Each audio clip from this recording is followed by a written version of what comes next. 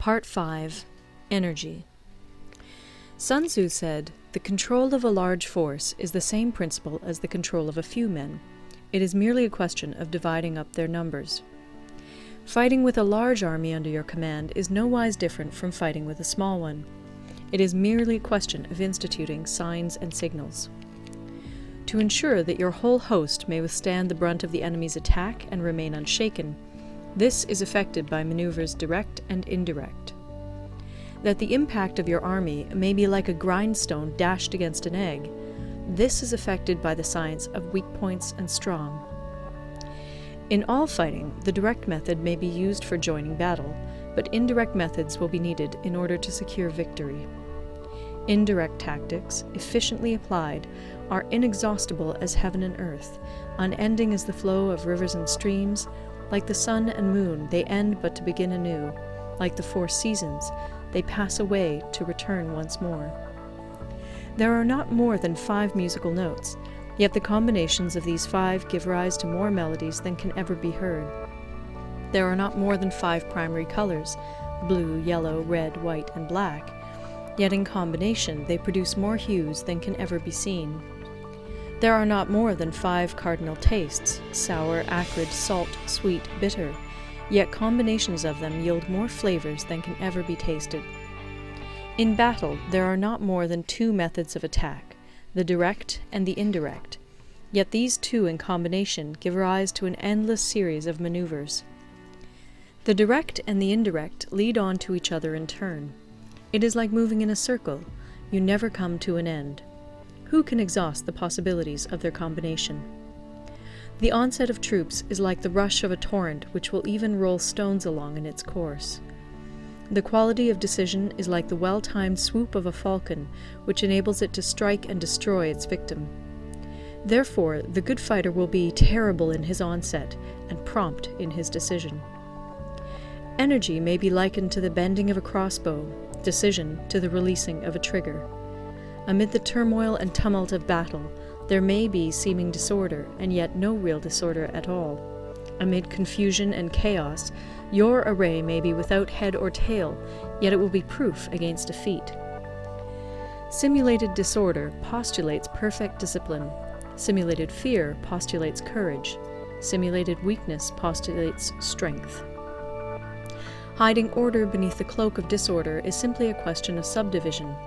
Concealing courage under their show of timidity presupposes a fund of latent energy.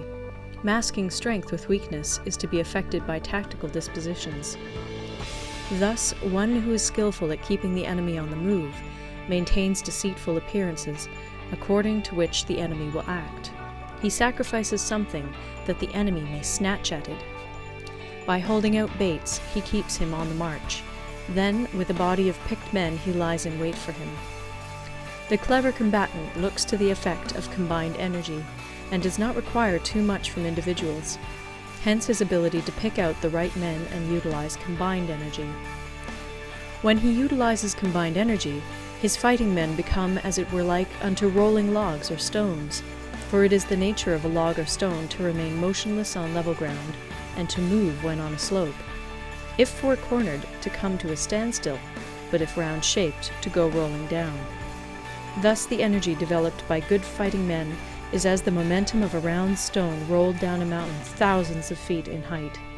So much on the subject of energy. End of Part 5. Part 6. Weak Points and Strong. Sun Tzu said, "Whoever is first in the field and awaits the coming of the enemy will be fresh for the fight. Whoever is second in the field and has to hasten to battle will arrive exhausted." Therefore, the clever combatant imposes his will on the enemy, but does not allow the enemy's will to be imposed on him.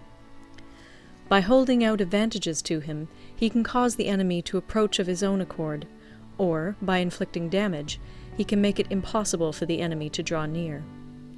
If the enemy is taking his ease, he can harass him. If well supplied with food, he can starve him out. If quietly encamped, he can force him to move. Appear at points which the enemy must hasten to defend. March swiftly to places where you are not expected. An army may march great distances without distress if it marches through country where the enemy is not. You can be sure of succeeding in your attacks if you only attack places which are undefended. You can ensure the safety of your defense if you only hold positions that cannot be attacked. Hence, the general is skillful in attack whose opponent does not know what to defend, and he is skillful in defense whose opponent does not know what to attack. O divine art of subtlety and secrecy! Through you we learn to be invisible, through you inaudible, and hence we can hold the enemy's fate in our hands. You may advance and be absolutely irresistible if you make for the enemy's weak points. You may retire and be safe from pursuit if your movements are more rapid than those of the enemy. If we wish to fight, the enemy can be forced to an engagement even though he be sheltered behind a high rampart and a deep ditch. All we need do is attack some other place that he will be obliged to relieve. If we do not wish to fight, we can prevent the enemy from engaging us even though the lines of our encampment be merely traced out on the ground. All we need do is throw something odd and unaccountable in his way. By discovering the enemy's dispositions and remaining invisible ourselves, we can keep our forces concentrated while the enemy's must be divided. We can form a single united body while the enemy must split up into fractions. Hence, there will be a whole pitted against separate parts of a whole, which means that we shall be many to the enemy's few. And if we are able thus to attack an inferior force with a superior one, our opponents will be in dire straits. The spot where we intend to fight must not be made known, for then the enemy will have to prepare against a possible attack at several different points. And his forces being thus distributed in many directions, the numbers we shall have to face at any given point will be proportionately few. For should the enemy strengthen his van, he will weaken his rear. Should he strengthen his rear, he will weaken his van. Should he strengthen his left, he will weaken his right. Should he strengthen his right, he will weaken his left. If he sends reinforcements everywhere, he will everywhere be weak. Numerical weakness comes from having to prepare against possible attacks. Numerical strength from compelling our adversary to make these preparations against us. Knowing the place and the time of the coming battle, we may concentrate from the greatest distances in order to fight. But if neither time nor place be known, then the left wing will be impotent to succour the right equally impotent to succour the left, the van unable to relieve the rear, or the rear to support the van.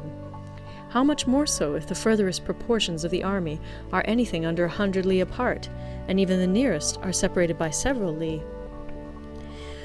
Though according to my estimate the soldiers of Yue exceed our own in number, that shall advantage them nothing in the matter of victory. I say then that victory can be achieved. Though the enemy be stronger in numbers, we may prevent him from fighting. Scheme so as to discover his plans and the likelihood of their success. Rouse him and learn the principle of his activity or inactivity. Force him to reveal himself so as to find out his vulnerable spots. Carefully compare the opposing army with your own, so that you may know where strength is superabundant and where it is deficient. In making tactical dispositions, the highest pitch you can attain is to conceal them.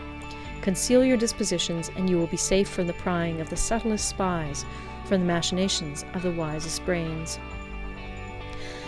How victory may be produced for them out of the enemy's own tactics, that is what the multitude cannot comprehend. All men can see the tactics whereby I conquer, but what none can see is the strategy out of which victory is evolved. Do not repeat the tactics which have gained you one victory, but let your methods be regulated by the infinite variety of circumstances. Military tactics are like unto water, for water in its natural course runs away from high places and hastens downwards. So in war, the way is to avoid what is strong and to strike at what is weak. Water shapes its course according to the nature of the ground over which it flows. The soldier works out his victory in relation to the foe whom he is facing. Therefore, just as water retains no constant shape, in warfare there are no constant conditions. He who can modify his tactics in relation to his opponent and thereby succeed in winning may be called a heaven-born captain.